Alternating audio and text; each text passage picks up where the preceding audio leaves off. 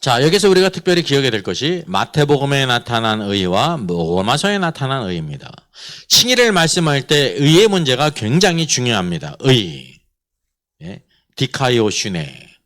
의예요. 라이터스니스.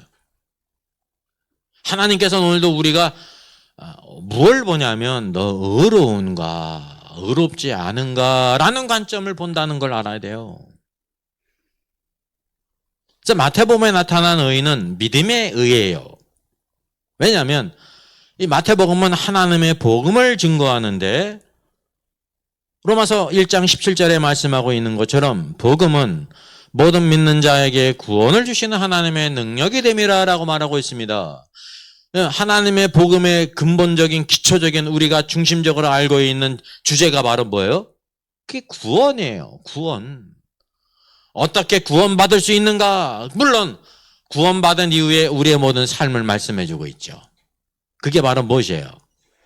칭의 다음에 나오는 게 뭐가 나와요? 성화가 나오죠. 성화뿐만 아니라 뭐가 나와요?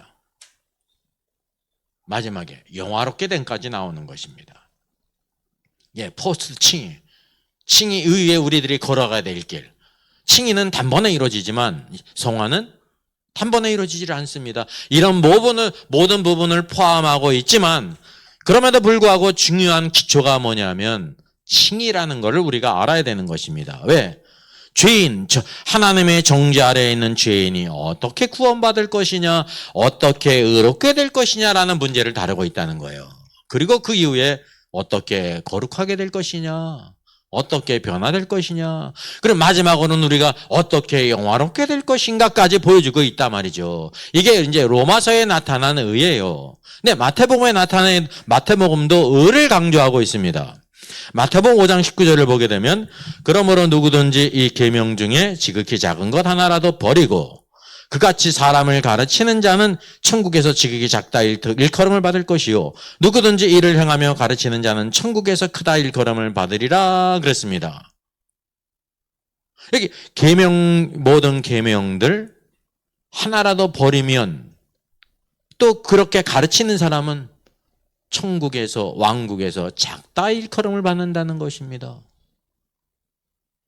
거꾸로 이 계명을 행하고 가르치는 자는 천국에서 크다 일컬음을 받는다는 것입니다. 마태복음의 중심 관점은 구원, 살베이션이 아닙니다. 주제가 바로 뭐예요? 킹덤이에요. 킹덤 오브 헤븐. 하늘의 왕국. 하늘의 왕국에서 누가 클 것인가, 누가 들어갈 것인가의 문제라는 거죠. 그러면서 20장 20절 말씀, 내가 너에게 이르노니 너희의 의가 서기관과 바리새인보다 더 낫지 못하면 결코 천국에 들어가지 못하리라 라고 말하고 있습니다. 이게 여기서 강조하고 있는 게 의예요. 의. 의가 여기 동일하게 디카이오신의 의에 대해서 말씀하고 있습니다. 이게 문자적으로 이게 똑같이 의라고 해가지고 여기 동일한 의를 말하고 있는 것이 아니라는 것을 구별할 필요가 있는 것입니다. 구별이 된다는 사실이죠. 로마서는 믿음의 의를 가리키죠. 마태복음은 뭐예요? 서기관과 바리새인보다 더 나은 의. 지금 행함으로서의 의를 가리키고 있는 것입니다. 계명은 다 행함과 관계 있는 거거든요. 계명은. 그 이유가 마태복음은 왕이신 그리스도를 우리에게 보여주고 있고 주제가 킹덤 오브 헤븐이에요. 천국, 하늘의 왕국을 우리에게 보여주고 있다고 하는 사실이죠. 그러니까 로마서에 나타난 의는 우리가 예수 그리스도를 믿음으로 단번에 얻는 의예요. 마태복음에서 말씀하고 있는 의는 단번에 얻는 의가 아닙니다. 그 말씀을 따라 순종하고 행함으로 얻는 의라는 사실이죠. 계속해서 반복적으로. 그래서 6월절은 여러분, 6월절은 계속적이에요? 단회적이에요? 단회적이에요. 단 한 번. 6월절이신 어린 양이 한 번에 죽으셨지 누가 구원받을 때마다 죽으시고 또 죽는 게 아니라는 말이죠. 근데 6월절 다음에는 뭐가 와요? 무교절이 와요. 무교절은 하루가 아니라 7일 동안입니다. 그럼 뭐를 먹어야 돼요? 누룩이 없는 떡? 죄가 없으신 그리스도를 먹는다는 뜻은 바로 뭐냐면 의로우신 예수 그리스도를 먹음으로 말미암아 의롭게 살아라. 그러니까 의의 문제는 무엇과 관계 있는 것입니까? 무교절은 유월절은 지금 로마서에 나타난 의를 말씀하고 있는 거고, 무교절은 뭐를 말씀하고 있는 거예요? 마태복음에 있는 의를 가리키는 것입니다. 계속적으로 7일이라는 거는요, 죽을 때까지라는 의미예요. 살아있을 때까지 우리가 의롭게 살아야 된다. 그리스도를 따라서 의롭게 살아야 된다라는 것을 말하고 있습니다. 그래서 로마서와 마태복음에 동일하게 의, 디카이오시네라는 것이 있지만 의미적으로 이렇게 완연히 구별된다는 것을 알고 있습니다. 로마서 말씀하고 있지 않습니까? 이 의는 행함으로 온다고 말씀하고 있습니까? 없다고 말씀하고 있습니까? 없다. 행함으로 없는 의가 아니라 예수 그리스도를 믿음으로 말미암는 의라고 말하고 있습니다. 자, 모든 사람이 죄를 범하였으며 하나님의 영광에 이르지 못하더니라고 말합니다. 자, 하나님의 의가 나타났죠? 하나님의 의가 원래 있었어요. 근데 그것이 비로소 나타났습니다. 근데 그 결과로서 우리 하나님의 영광에 이르지 못했다라고 말씀하고 있습니다. 그래서 이것은 어떤 의미냐면요. 하나님의 의는 첫째, 하나님의 의로운 율법의 요구를 만족하기 위해서 나타났다라는 것을 말하고 있습니다. 둘째, 하나님의 의는 하나님의 영광을 만족하기 위해서 나타났다라는 의미입니다. 우리가 이제 로마서 말씀을 보면서 야, 의가 중요하구나, 의롭게 되는 것이 중요하구나라는 것을 의를 강조한단 말이죠. 근데 로마서 말씀은 의뿐만 아니라 또 무엇이 있어야 된다는 거예요? 영광의 문제예요. 영광의 문제.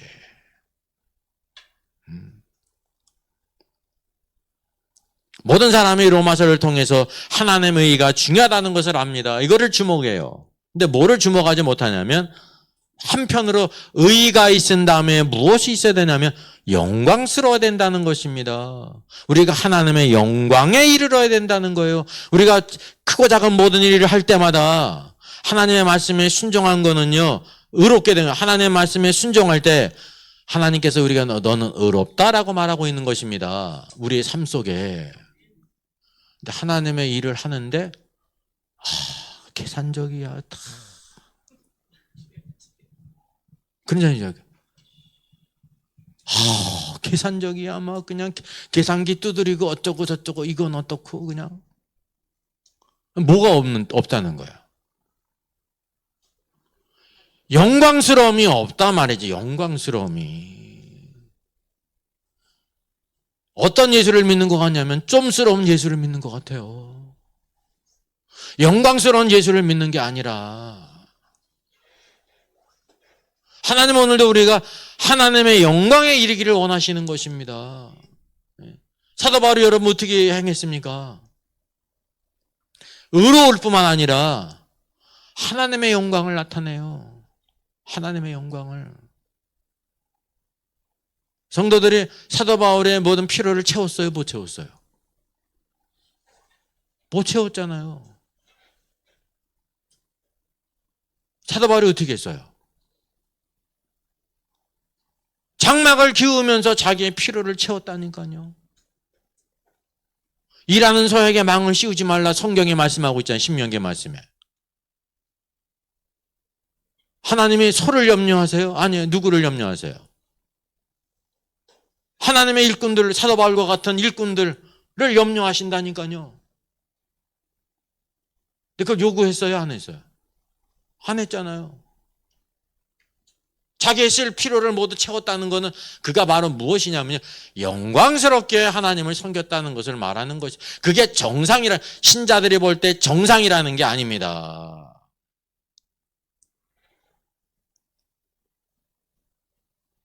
제가 저희 교육 전도사 시절에 그런 일이 있었습니다. 부목사님이 외국에서 공부하고 이렇게 들어오셨는데 사모님이 음악교사였어요. 음악교사. 음악교사니까 월급이 어디서 나와요? 왜 학교에서 나와요? 정부에서 나오지. 한 번은 당회에서 어떤 얘기가 있었냐면, 저 부목사님은 사모님이 월급을 받으니까 사례를 깎아도 된다고.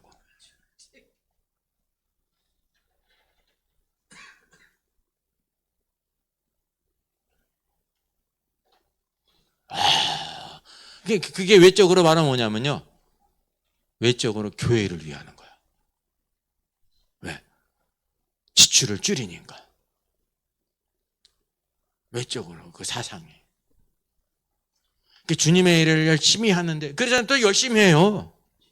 그런데 그건 영광스럽도 아니고 어떤 거예요? 세상에서도 비상식적인 사람이지.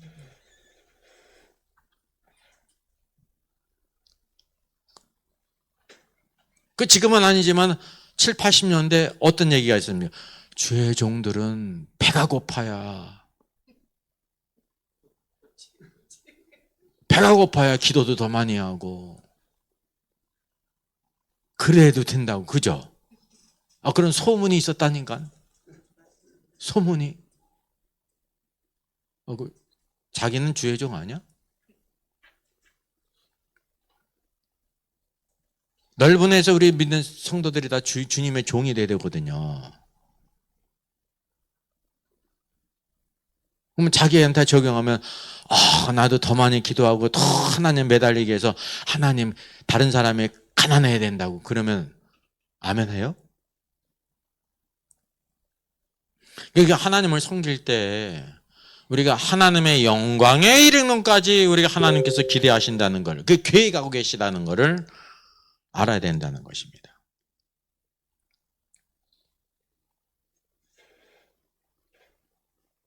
이게 뭐 때문에 안 넘어가나.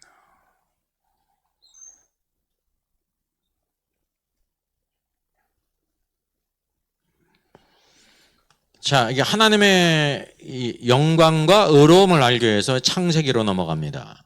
창세기 3장을 보게 되면 선악을 알게 하는 나무 열매를 먹은 후 범죄한 후에 여호와 하나님께서 이제 아담을 내쫓으시지 않습니까? 그러면서 말씀하십니다. 그가 그의 손을 들어 생명나무 열매도 따먹고 영생할까 하노니 이같이 하나님이 그 사람을 쫓아내시고 아담을 쫓아내시고 에덴 동산 쪽에 그룹들과 두루 도는 불칼을 두어 생명나무의 길을 지키게 하셨다라고 말씀하고 있습니다. 그룹들을 두셨어요. 한편 또 하면 불칼을 두셨어요. 그럼 그룹들을 두신 이유가 바로 무엇입니까? 불칼을 두신 이유가 바로 무엇입니까?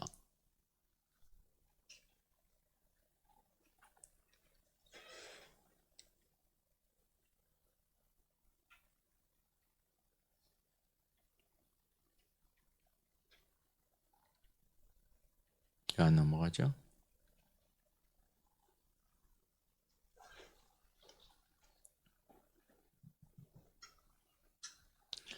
출애굽기 25장을 보게 되면 시내산에서 하나님이 현현 나타나실 때 산 위에 여호와 영광이 이스라엘 자들 눈에 맹렬한 불같이 보였다라고 말하고 있습니다. 불같이요. 불은 하나님은 거룩하신 분이기 때문에 모든 부정한 것과 더러운 것들을 태우신다라는 의미입니다. 신명기 4장 24절도 내 하나님 여호와는 소멸하는 불이시오 질투하시는 하나님이시. 왜 소멸하는 불이시냐면 모든 죄악된 것들은 하나님께 올 수가 없다는 것입니다. 다 태우신다는 거예요. 정결케 하신다는 그런 뜻입니다. 그래서 불은 우리 입장에서 볼 때 적극적인 의미예요, 소극적인 의미예요? 우리가 볼 때 소극적인 의미예요. 우리 안에 뭐가 있다는 거예요? 태워져야 될 것이 있다는 거란 말이죠. 오순절 성령 때 성령에 임하실 때 어떤 모양으로 임하셨습니까? 불인데 불의 혀의 모양이에요. 불인데. 오늘도 우리들이 불을 내려달라고 기도하지 않습니까? 그게 참 성경을 무식한 겁니다. 대부분 다 여기에 대한 무지해요. 그래가지고 오늘날 오순절 이후에 불이 내린 적이 있어요? 없어요? 없다니까요. 성냥불만 그어대지. 예? 불을 내린 적이 없어요. 불은 소극적인 거 우리 안에 태워질 것이 있다는 거예요. 더럽고 추악한 것들을 태운다는 뜻입니다. 그게 물질적인 불이 아니에요. 불의 모양으로 내리셨다니까요. 성령이. 근데 혀의 모양이라니까 혀. 뭐를 태우는 거예요? 혀로 나오는 모든 죄악들. 이게 바벨탑 사건을 보여주시는 것입니다. 하나님을 대항하는 것이 무엇으로 나타났습니까? 하나님의 심판이 언어가 나뉘는 걸로 나타나지 않습니까? 언어가 나누는 게 소극적이에요. 왜? 언어가 하나니까 죄 짓는데도 빨라. 그 언어가 나뉘니까 죄 짓는데 어때요? 통역을 해야 되고 어쩌고 저쩌고 막 그냥 과정이 복잡한 거야. 그게 은혜라니까요. 죄를 짓는데 빨리빨리 못 져. 합의를 못 보고 언어가 나뉘어서. 근데 그게 어떻게 됐다는 거예요? 오순절 성령 때 혀가 정결케 됐다는 겁니다. 혀가 불에 의해서. 그래서 오직 뭐만을 증거해요? 예수 그리스도만을 증거하는 것입니다. 예수 그리스도. 그래서 불이라는 의미는 우리가 볼 때 소극적인 의미라니까요. 그게 단 한 번의 사건이에요. 단 한 번. 근데 우리는 성령의 불을 뭐라고 생각을 해요? 적극적으로 생각하지 않으니까 맨날 불을 받아야 돼. 불을 받아야 돼. 불 받아서 어떻게 되는 거야? 참나 원. 불 받으면 능력이 생긴다고 생각하는 거예요. 그러니까 뭐하고 매치가 되냐면 엘리야도 하나님의 불로 응답하지 않았냐. 그거하고 이거하고는 다른 것입니다. 하나님께서 엘리야의 재물을 연락하셨다는 거지. 그 불은 엘리야한테 불이 떨어졌어요? 불타서 죽었죠. 그럼 뭐만 불탔어요? 재물을 불태웠다는 겁니다. 하나님이 그거를 연락하셨다는 뜻이지. 불 받아가지고 뭐 어쩌고 저쩌고 능력받고 그때 뜻이 아닙니다. 하나님의 살아계심을 그걸 통해서 연락하신 것을 통해서 보여주는 거지. 우리들의 예배도 마찬가지입니다. 하나님이 연락하는 예배가 있고 아무리 그냥 뛰고 노래를 부르고 춤추고 자기 몸을 상해도 아무 응답이 없는 예배가 있는 겁니다. 바알과 아사라와 같이. 예? 우리가 열정적으로 뛴다고 하나님께 연락되는 게 아니에요.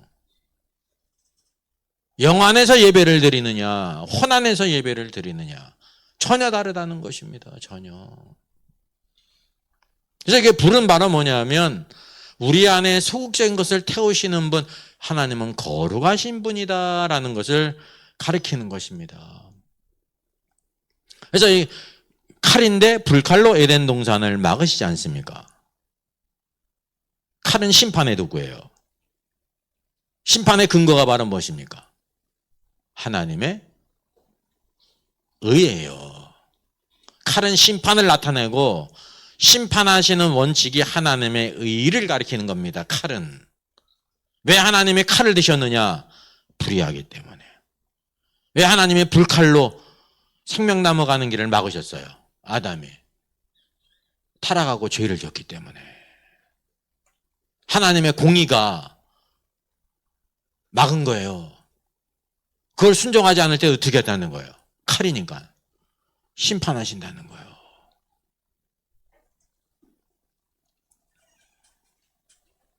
하나님의 의로우신 심판이라는 것을 우리가 꼭 기억할 필요가 있습니다. 이사야 66장에도 여호와께서 불에 쌓여 강림하시리니 그의 수레들은 회오리 바람 같으리로다. 그가 혁혁한 유세로 노여움을 나타내시며 맹렬한 화염으로 책망하실 것이라. 여호와께서 불과 칼로 모든 혈육에게 심판을 베푸신즉 여호와께 죽음당할 자가 많으리라. 맹렬한 화염, 불, 칼 다 뭐냐면 하나님의 공의로운 심판으로서 의로우신 하나님. 칼은 하나님의 공의의 원칙 아래서, 불은 거룩하신 하나님이 심판하신다라는 걸 말하고 있습니다. 소돔과 고모라가 불로 심판받았잖아요. 진짜 불로 심판받은 거예요. 그 영적인 의미가 바로 뭐냐면 불은 하나님이 거룩하신 분이기 때문에 그 사악한 동성애에 빠진 소돔과 고모라 사람들을 하나님께서 죽이셨다는, 깨끗게 하셨다는 거라 말이죠. 하나님은 어떤 분이시다? 거룩하신 분이시다라는 걸 가리키고 있는 것입니다. 그래서 여기 생명나무로 가는 길을 막는 것이 있지 않습니까? 그룹들이 있죠. 그룹은 뭐를 가리키냐면 하나님의 영광을 가리키는 것입니다. 그래서 뭘로 만들었어요? 금으로 만들었죠. 금을 쳐서 금으로 만들었어요.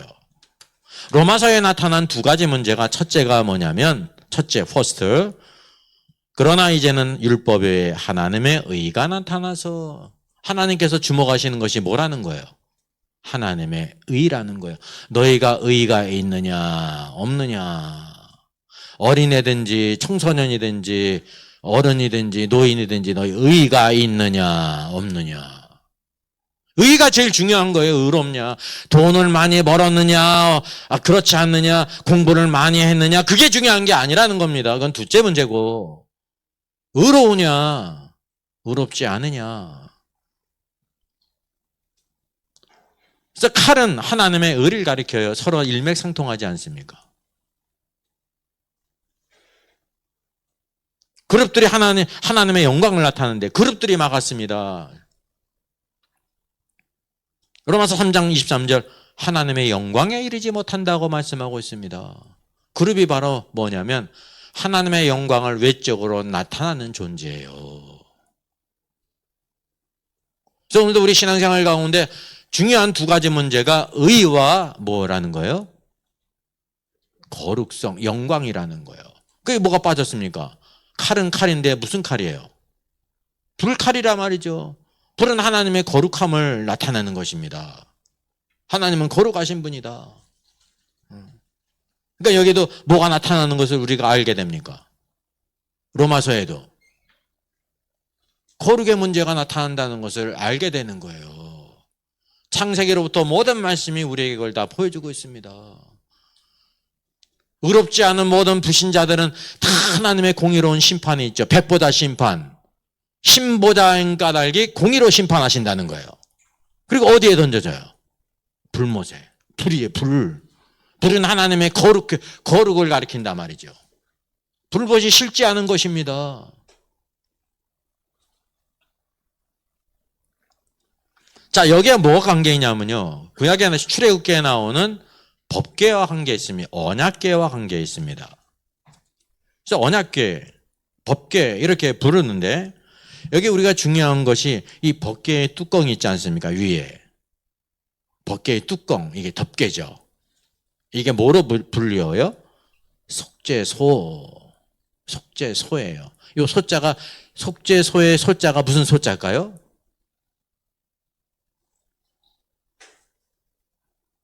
뭐 음식 소중대가 있는데 그거의 소자일까요? 소중대가 있잖아. 그 소자일까요? 아니에요. 장소를 가리키는 겁니다. 플레이스. 속죄하는 장소라는 뜻입니다. 이것이 또 다른 말로 뭐로 불리는 거예요? 개역 한글에서 뭐로 번역이 됐어요? 시은소.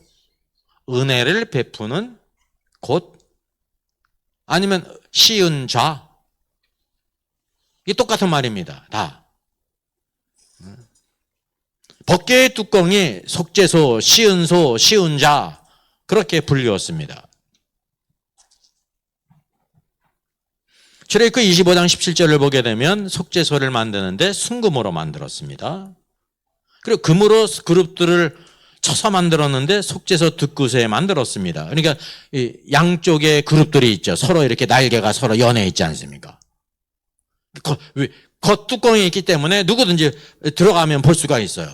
금으로 만든 영광을 나타내는 이 그룹들을. 그래서 그 날개로 속죄소를 덮었다 그랬습니다. 속죄소가 어디예요? 그룹 사이에 그 덮개를 속죄소라고 불리는 거예요. 그 장소를 속죄하는 장소라고 불렸다는 것입니다. 속죄소를 이렇게 덮고 있다는 거죠. 속죄소를 향하고 있지 않습니까? 21절 속죄소를 교회에 얻고 덮개를 속죄소로 부르지 않습니까? 속죄소를 교회에 넣고 내가 내게 줄 증거판을 궤속에 넣어라. 증거판이 바로 뭐예요? 모세가 받았던 두 돌판, 그게 증거판입니다. 그 언약궤 안에 법궤 안에 넣어라 라고 말하고 있습니다. 왜 하나님은 여기에 언약궤 안에 증거판, 율법의 6계명 10계명의 두 돌판을 넣으라고 했겠습니까? 이것은 하나님의 율법을 가리키는 것으로서 율법은 무엇의 문제예요? 법의 문제는 의의 문제예요. 의. 네? 율법을 어기면 내가 죄인이구나 라는 걸 깨닫는 것입니다. 왜? 하나님은 의롭고 율법도 의롭다니까요. 율법이 하나님께로부터 나왔기 때문에 율법이 의로워요. 왜냐하면 하나님은 의로우신 분이기 때문에 그분에게 나오는 모든 것은 다 선하고 좋다는 것을 여러분 아셔야 됩니다.